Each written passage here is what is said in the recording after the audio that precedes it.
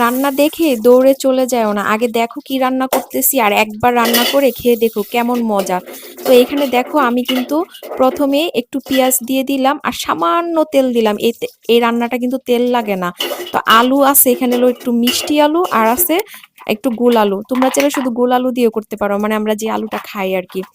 তো এই আলুটাকে একটু তেলের মধ্যে দিয়ে দিলাম যেন তাড়াতাড়ি সিদ্ধ হয়ে যায়। আমি আগেই দিয়ে দিলাম এর জন্য পেঁয়াজের সাথে।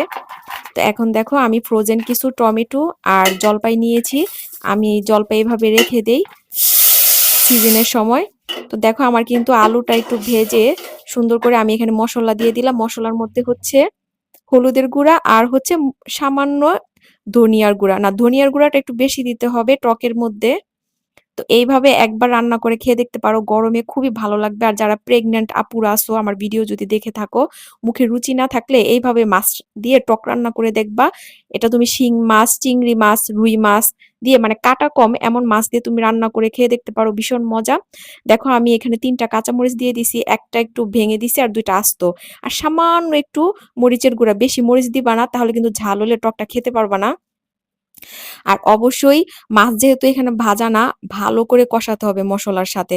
মাছের জন্য কোনো গন্ধ না থাকে। দেখো আমি খুব ভালো করে সময় নিয়ে কষিয়ে নিয়েছি। আমার মাছও কষানো হইছে। আর আলুগুলাও কিন্তু কষানো হয়ে গেছে। আর আলুগুলা নরম হয়ে গেছে। এখন দিয়ে দিব হচ্ছে তোমার টমেটো। টমেটো টমেটো যদি আগে দিয়ে দাও তাহলে কিন্তু আলুগুলা সেদ্ধ হতে যাবে না, গ্যাসরা হয়ে যাবে। তো এখন আমি আরো ভালো করে নেড়ে সুন্দর করে কষিয়ে নিয়েছি। এখন দিয়ে দিব পর্যাপ্ত পরিমাণের পানি। টকটা যতটুকু রাখবো তার থেকে আরেকটু বেশি দিব যেন ফুটে উঠে জালে সুন্দর করে হয়ে যায়। একটু ভালো করে নেড়ে দিব। এই যে দেখো এখন আমি কেটে রাখা জলপাইগুলো দিয়ে দিয়েছি। এগুলো ফ্রোজেন করে রেখেছিলাম। কোনো কালো হয় নাই।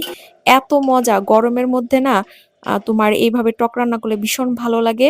সবসময় কিন্তু ডাল ভালো লাগে না।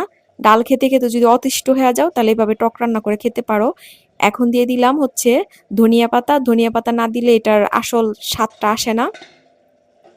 ভীষণ সুন্দর একটা ঘ্রাণ বের হয়েছে। ধনিয়া পাতা দেওয়ার পরে কিন্তু একটা সুন্দর ঘ্রাণ বের হয়।